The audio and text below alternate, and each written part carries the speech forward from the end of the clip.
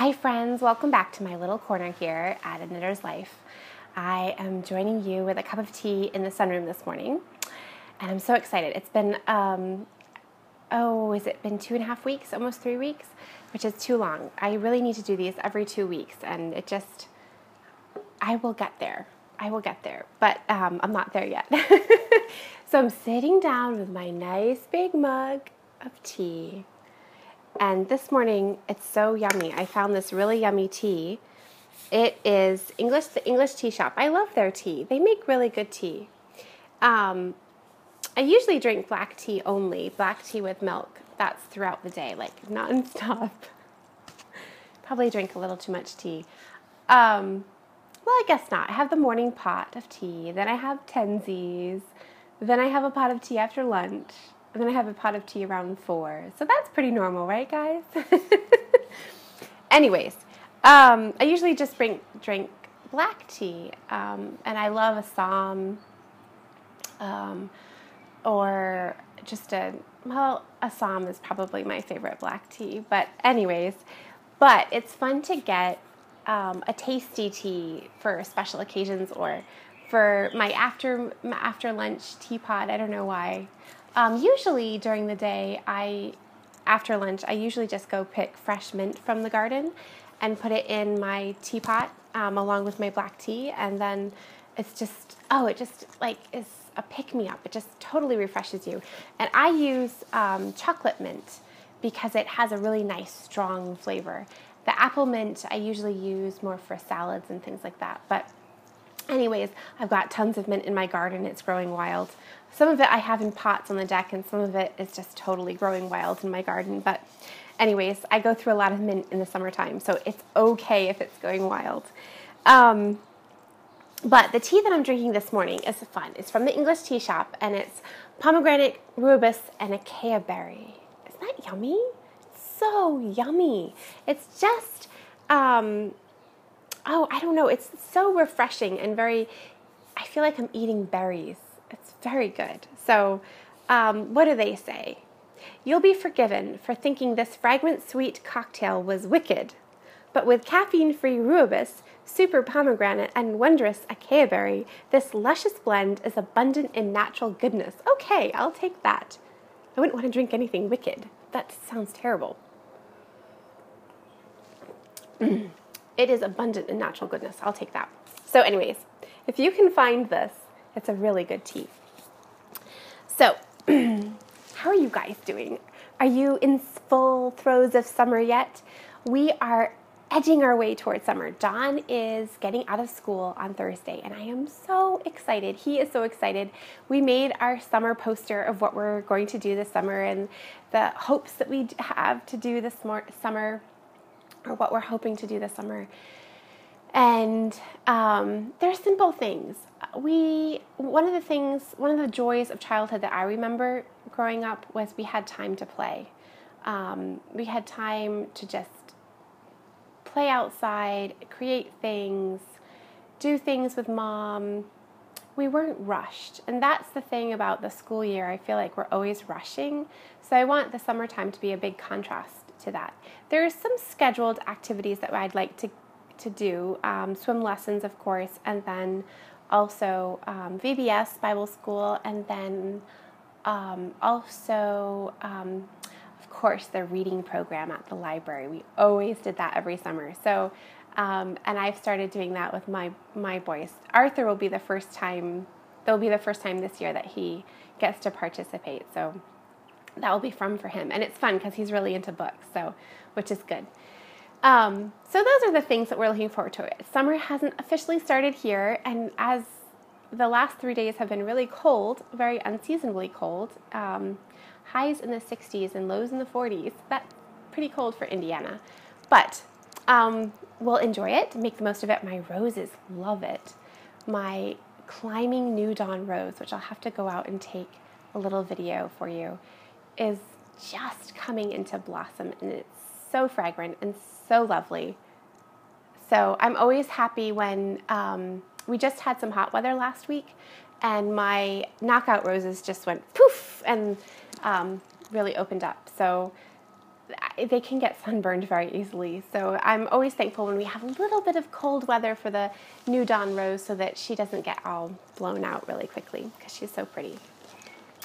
But anyways, what have I been up to? A boatload of stuff, guys. There is no way that I'm going to be able to squeeze it all into this podcast just because of time constraints for me. I have to go pick up John at school, and I have errands to run. I have a friend coming over who needs some knitting help this afternoon, and then we have places to go tonight. Not my favorite thing of being so rushed, but sometimes that's life. I am headed out on Thursday with my sister, and my older sister and her family are coming as well. My mom has already flown out to North Carolina, the mountains of North Carolina, and we're headed out to the mountains of North Carolina because my cousin, my dear sweet little cousin, is getting married, and we're so happy for her, and we've been asked to do the flowers. So that's one of the things that we love to do for friends, is do their wedding flowers. So we are headed out to do her wedding flowers, and we're so excited. So it's going to be 3 days of fun and wedding flowers. Unfortunately, I have to leave the boys behind because John will need to finish up school and JK can get away from work. So I'm really sad about that. It's going to be the first time I have been away from them for that long of time. I've been away for an overnight, but that was the longest that I'd ever been away. So, and it's the longest that I'm going to be away by myself since I got married. So, which that was 11 years ago, folks. So, I am a homebody and I love my family. I adore my boys and I adore my husband. And so I'm a little teary about going. But everybody says, my older sister, who's, big and brave, she's like, oh, it'll be good for them. So, anyways, John has already informed me that he will need lots of extra mommy time when I come home. And I said, that is just fine. I blocked off Monday and Tuesday, and we are not doing anything on those 2 days. So, anyways, I wanted to do, when we're in North Carolina, I wanted to do some little podcast postcards, and so I want to let you know that those might be coming up on YouTube and to watch out for them, because I thought it would be so much fun to show you guys, or introduce you guys to my mom and my two sisters, because they are like my creative inspiration. All three of them are so creative. Of course, Mom is the genesis from where all this creativity came. She's the artist in the family, although my two sisters are very good artists on their own right. And it's just so fun when you get all of us together, because we can all be creative together. So that's one of the things that I love about the wedding. And I haven't been able to be with my sisters, even though they lived close by, very much in the last few months, just because we've all been so busy, and which is normal. We're raising families. My younger sister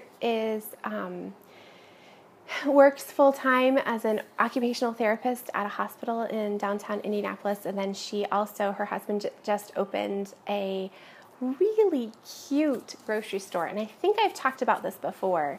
It's a grocery store that sources local products, the best of the local products, local cheeses, local meats, local sauces, local soups, local Swiss chard and sweet peas and anything you can think of. Right now he has local strawberries in, and oh my goodness, you guys, strawberries that are fresh and local are so much better than the store-bought ones.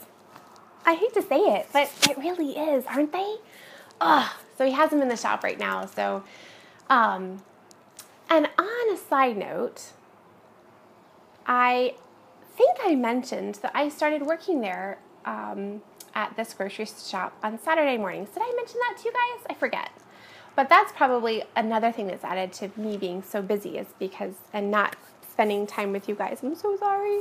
But it's a lot of fun to go down there Saturday mornings and work. It's wonderful to get out and meet people, and the market is in Fountain Square, Indianapolis, and it's a very artsy and upcoming part of Indianapolis. So we have really just such a vast array of people come into the shop, which is so much fun. And my brother-in-law, Craig, is such a creative person. He's so creative with food and flavors. And he makes a daily sandwich, and there's only one sandwich that you can get. And he's been selling out of those sandwiches because they're so good.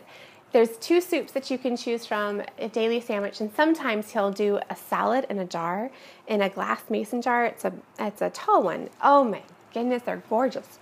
So, anyways, it's been a lot of fun. It's been really busy, and I will say it has sparked a lot of my creative juices. So now I've got all these ideas. I don't know why. I think being around creative people, even if it's a different discipline, a different art discipline, like food and creating with food is just a different art discipline. It's art in and of itself. And people don't think of it as that all the time, but it is. But being around all of that it just gets you so excited. And so, anyways, it's been fun. So if you guys are in Indianapolis sometime on a Saturday morning, you can come and see me down at Wildwood Market. It's a lot of fun. It's in an old gas station that they fixed up, and it's super cute. And they just got air conditioning in it, which is so wonderful. They raised the garage doors, and when it's cool, it's so awesome because then people can just come in and out, and it's like opening up one big wall of the shop. And anyways, can you tell I love it? Yeah, I have a lot of fun. But a couple of Saturdays ago, I took off from work and I went to my mom's house. And my mom lives in this really cute little house set back on some property with tons of mature trees. So you feel like you go down this little winding driveway set on either side with really tall evergreen trees. And so it's like you're driving back and you find the house, and then you're in these deep woods kind of setting, but with pastures too. It's an interesting place where she lives, and I don't have to get into all of that. But anyways, we did an art lesson, and Gina came too, Gina of Brownie Knits. We did this together. I asked my mom if she wouldn't mind if my friend and I came to her house for an art lesson. And what we really specifically wanted to do was an art lesson in acrylic, and painting acrylic on canvas. So she said, okay, let's do it. So she had us set up outside with a still life outside where we could get the light source was backlit, was coming through the trees. And she talked to us about the principles of art and how to look at something, and to then from looking at that, how to interpret it. I was writing notes furiously down because even though I've heard this from Mom before, I was seeing it in a different way because I'm just older. It's funny. I don't paint. Guys. I don't draw. I don't. And the reason why I don't is because my mom is so good and my 2 sisters are so good, and I can't compete. I mean, it doesn't even look good on paper. And I don't want to see my ugliness, in front of their gorgeous beauty. So I don't paint. And my mom even said to me as I was coming over there, she's like, I can't believe you're coming over to paint. This is so exciting. I'm like, yeah, I know. I'm really afraid. I was really doing it for Gina because she's really gotten into painting recently. But then as I was headed over, I started having this little chit chat with myself. And the chit chat kind of went like this. You are big enough and mature enough to understand that you don't have to be just like your sisters. Okay? And you can do this, and it can be your own flavor and your own look, and you don't have to be afraid. Okay, note to self, I can do this. So, that was actually very therapeutic. As strange as it may sound, it was very therapeutic. And I thought, man, this is like doing art therapy. I should do this more often. It really was. So, I went into this thinking, just do it. Well, it was very intimidating. I should have put my mom in the middle so that I didn't see her painting directly, because there's my mom, and she's like, okay, now cover, here, you want to see my painting? Okay, here's my painting. I should show you a picture of my mom's. She said, now cover your canvas. So I was doing exactly what she was doing, because I'm sorry, folks, I couldn't see it. I mean, I could see the geranium, and I could see the bench that she had and the other pots, and she had a trowel down here, which I didn't put in because I just couldn't do it. But I couldn't see how to do the brush strokes. I couldn't see it. But looking at her painting and watching her do it, I was like, okay, I think I can do this. So I can put this purple paint here and put this here, and so then she was going too fast and I couldn't keep up.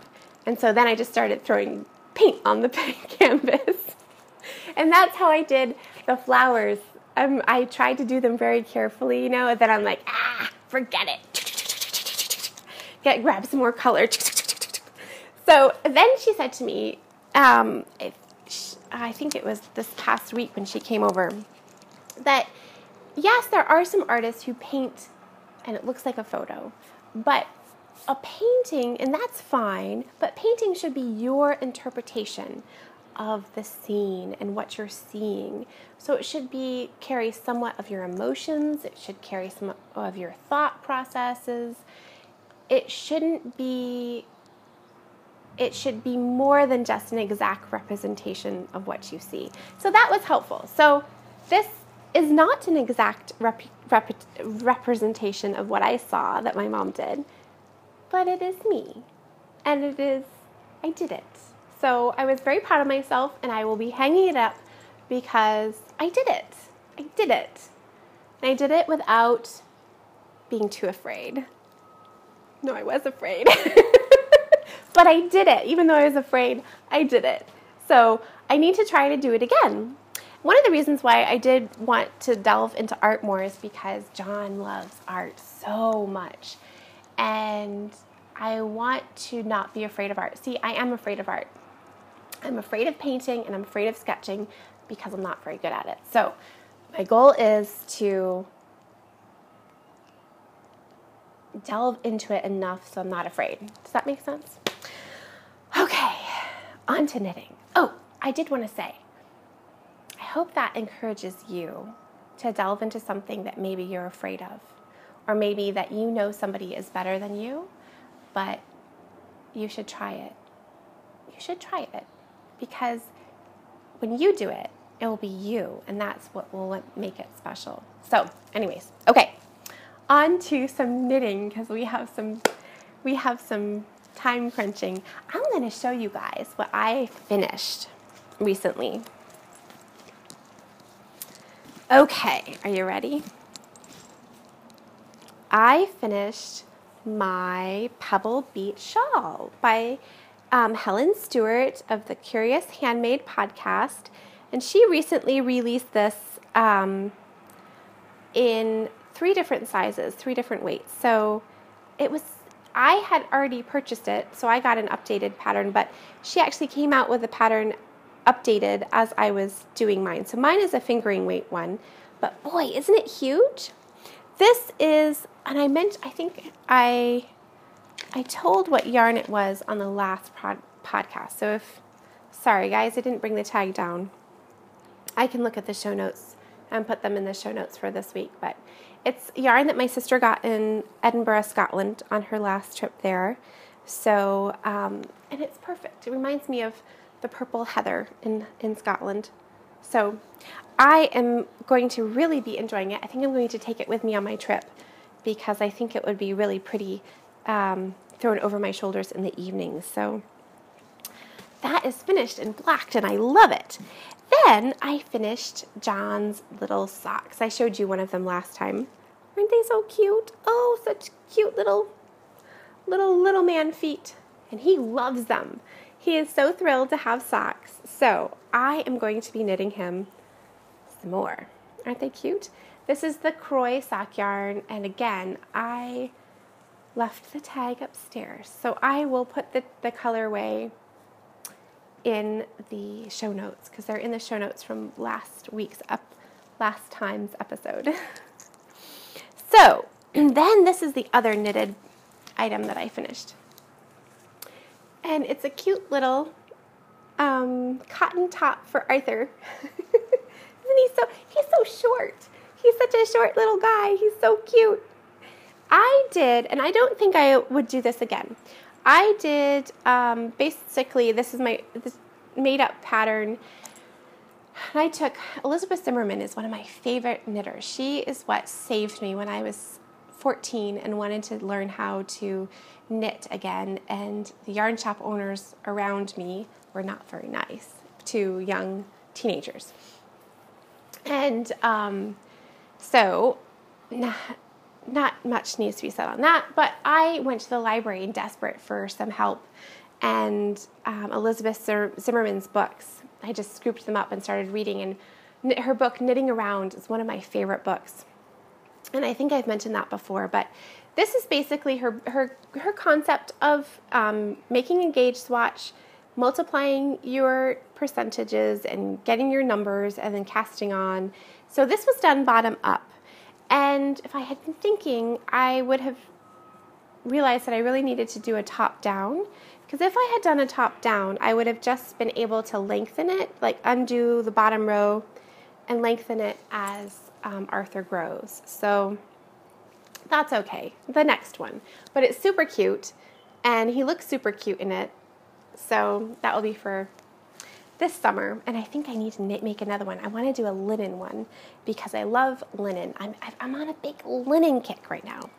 The other things that I finished were just yarn that I dyed, and I was dyeing up some yarn for Gina and Carol. Gina of Brownie Knits, and then Carol is our mutual friend, and Carol's been on Brownie Knits podcast before, so I think some of you have met her on that podcast. But I was dyeing up some yarn for their birthdays and putting together a little kit. And I loved it so much what I was dyeing up that I'm like, okay, I've got to dye up some for myself. So I just stuck another skein in the dye pot, which is so fun. I did use acid dyes with this. And again, I do acid dyes out in my garage, not anywhere in the kitchen.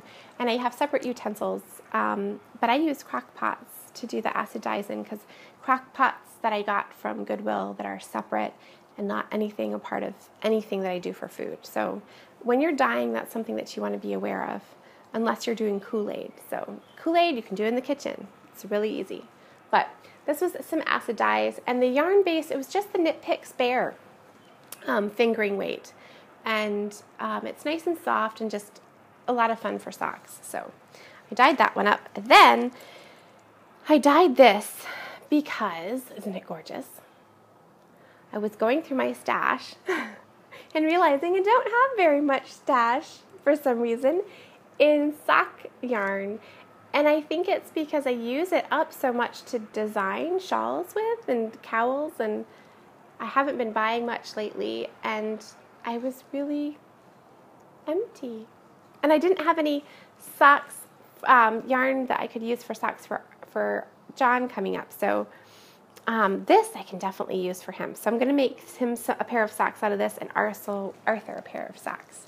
So that will go on my needles probably for this trip, which that will be fun. Sock knitting is wonderful for the car. What am I planning on knitting on the trip? Well, of course, socks. I also, like I said, I'm in a huge linen phase. I don't know why. I just love linen. I love wearing linen. I made a lamb's lace cardigan for myself out of linen, and I wear that in the summertime with a tank top all the time. Really could use another one. But I think I'd like to make the a linen tank out of this, and it is the Knit Picks Lindy Chain. And I'd like to, it's like a sage gray color. It's called Gosling. And it's really pretty. Then I have a design coming up. Ooh, it's so exciting. And so Knit Picks sent out, look at this, some yarn for that. So I was very thankful for their yarn support, and I'm so excited about this. This is going to be a summery thing. And I think what I'm going to do, I have joined in on Actually Knitting's Pal Cal.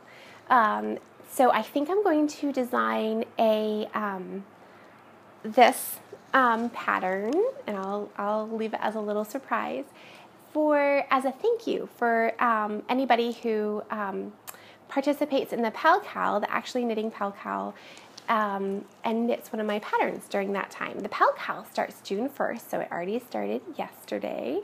I'm recording on a Tuesday. Hopefully I get this up today. And then it goes all the way, I think I'm going to get this right, September 1st. So right through the summer. So there's a coupon code for $1 off any of my patterns over on Actually Knitting in her show notes, and I'll probably put that in my show notes here as well for those of you who want to participate in the Pal Cal. But the Pal Cal is basically a fun summer knit along that you knit any of your favorite podcasters' patterns, or you use their stitch markers or their project bag. And it's just it's a fun way of knitting all together and supporting your podcaster or podcasters that you like to watch. So, because there's so many, aren't there? It's so fun. It's huge conversation. So, I'm going to be giving that away as a gift to those of you guys who buy one of my patterns. So that will be I'll release it in August, and then give it those of you who have bought patterns in June and July, I will be sending it to you. And I can see, I think I can see in Ravelry those of you who have used that coupon code. So I'm a little behind, but I thought it'd be so much fun to participate in the Pal Cal, and I want to do something to thank you guys for participating. So anyways, more on that later. Then, there are so many fun things in the summertime to participate in, aren't there? When I worked at a knitting shop, summertime was kind of like a dull, quiet season, and people who usually knit during the wintertime didn't come in, and so you wouldn't see people would go on vacation, but on the online community, it's so exciting. There's Stash Dash and Pal Cal, and there's the spinning in the Tour de Fleece in July, which I always love to try to participate in, even though I don't officially join a team. But it's summer is exciting. It's like knitting camp online. I don't know. It's fun. So, what am I thinking of? I want to knit on the trip socks, of course, and I have some designs that I need to finish up, so some work knitting, but then I want to cast on a campside shawl by Alicia Plummer. I just think it looks so warm and squishy, and one of the things that we're going to be trying to do more of this summer is camp. I haven't camped in ages, but I'm so excited about doing it because I think it will be perfect for the boys. The boys just love being outdoors, and John has been wanting to camp so badly, so we're going to give it a go. My ideal is, I think it would be so much fun to get a vintage camper and to clean it up, and then just a little one. I've been looking at the Scotty Sportsman, the 1966 or 65 Scotty Sportsman, and I think they sleep 4, but they're really little. They're basically just a place to sleep and a place to eat out of the rain. I think I would still cook on the Coleman stove outside, and I would use the campground potties, because it's part about camping, is being part of the community, the campground. So I just think it would be fun. I don't know why. It would be fun to have a little vintage camper that you get to outfit. But anyways, so lots of tangents today, guys. I am going to be casting on a Alicia Plummer campside shawl. I'm using this yarn. This is Imperial yarn, from Imperial Stock Ranch out in Oregon. And this is an entirely American-made yarn. And I got this. This is the Tracy fingering weight, which I have doubled. I actually used this for a different shawl a long time ago, but it just wasn't right for the design. So I ripped it out and I had it in stash to reuse. So it's so soft. It's a blend of 2 sheep breeds that they have up there in Oregon on their ranch. And I met Jeannie, the owner, at a TNNA a couple of years ago, and she was so nice and just so sweet about her ranch and telling us stories about the animals, and it sounds like a lot of hard work but a lot of fun. So this yarn has a lot of happy memories of meeting her and just falling in love with the story of Imperial Stock Ranch. So if you haven't used any of their yarns, it looks like some of the more rustic yarns, but it has the softness of like super soft merino. I mean, it's very, very soft and fuzzy. So I'm looking forward to making my campsite out of that. And I've got several big skeins. So speaking of merino, this is some lovely merino that Nina from up in Maine, my mom's cousin, sent me. And this is Pearl and Emma. If you watched any of their little postcard videos, you heard them talking about a book that my mom is illustrating for Nina. And it's the story of Pearl and Emma, 2 merino sheep that were abandoned by the side of the road and orphaned and picked up by a lovely person who was a friend of Nina's. And it was somewhere, I want to say in Oklahoma or Texas or somewhere far away from Maine. And they were carried in the car all the way up to Nina's farm in Maine, and where they have such a happy life with other sheep and the donkeys, and there's horses up there. So Mom said that Emma and Pearl would follow them around like little dogs. Well, they're actually big dogs. And they were just so cuddly and so attached to Nina, and which is so cute. So this is Emma or Pearl. I don't know which one it is, but a little bit that I spun up. And it's very fuzzy and so soft. It has lots of flecks. I don't know if you can see it. Focus, get my face out of there. It has lots of flecks of vegetable matter. So it's not like, it's definitely a farm yarn that the spin ended up in being. I don't know. I've used dog brushes to card it because I don't have hand carders. So maybe if I had done a better job carding, it would have been more even. But anyways, it is very soft despite the vegetable matter. And I kind of like the vegetable matter because it reminds me, oh, this came from Maine. So, and I love Maine.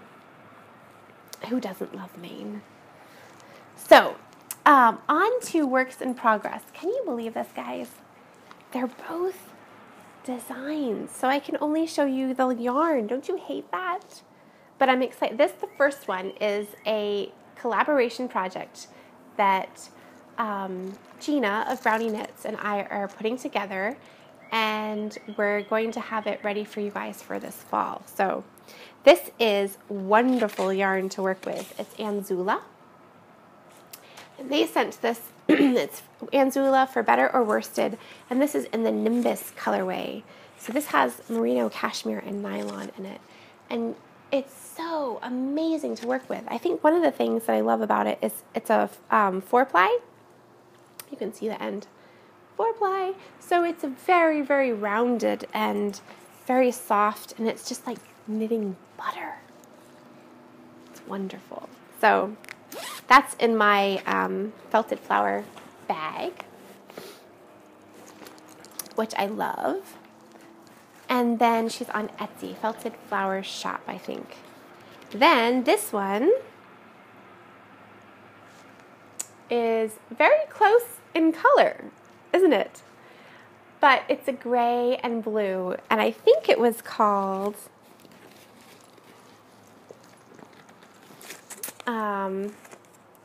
this was called Shadow. That's right. So this is Canis Fiber Art yarn that a friend gave to me, which is really nice. And it is merino and nylon. And I had always wanted to work with Canis Fiber Arts yarn, and so now I did. What I love to do, what I love about this yarn is the label. She wrote, whoa, guys, you almost landed in my tea. I guess you really wanted to sit, didn't you? All right, we're going to put you back. Okay. Sorry, I got too excited. Look at this. Isn't that sweet? She writes on them. That's so cute. It's like getting a sweet little exciting note. So, I can't show you that one yet, but it's coming along, and I think it's going to be fun. So, we'll see. If I don't release it soon for a pattern, I'll show you. So, the last little thing that I've been working on are socks. Of course, we have to have some socks. And this is Turtle Pearl Yarns. Do you guys recognize it?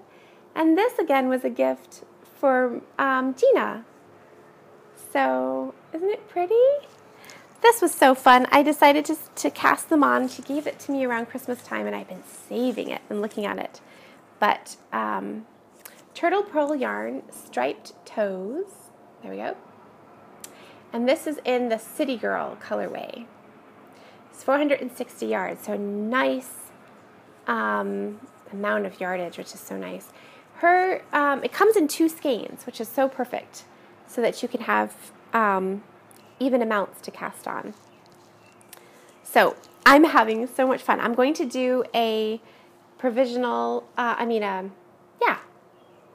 afterthought heel, because I just thought it would look the nicest with this striped yarn, and it's so fancy, so I have to do it perfectly, right? So anyways, I'm really enjoying that very, very much. So that will be going with me too. Well, there is, of course, so much more to talk about, isn't there? But I really must go and scurry about and do some things. So I hope to see you guys later on this week on YouTube. I'll hopefully, fingers crossed, everybody, I will have some little podcast postcards for you. If not, don't worry. Hopefully I'll take the videos and then I'll just upload them when I get home. I don't know what the internet situation is going to be like, so who knows? In the mountains, could be anything, right? So we're so spoiled here in Indianapolis with great Wi-Fi and great internet. So I always take it for granted that it's everywhere. But because I will be so busy, I might not be chattering in the groups on Ravelry right away, but I will catch up. So you can always go over there and join on Ravelry, and it's a Knitter's Life group, and it's so much fun. It's so much fun to chat with you guys over there. And then you can also find me on Instagram as a Knitter's Life, and usually I'm on there daily. So and then I am Christina Wall in Ravelry as my username, and you can find me there. So send me a note, chat me up in the threads, or see me on Instagram. Happy knitting, folks.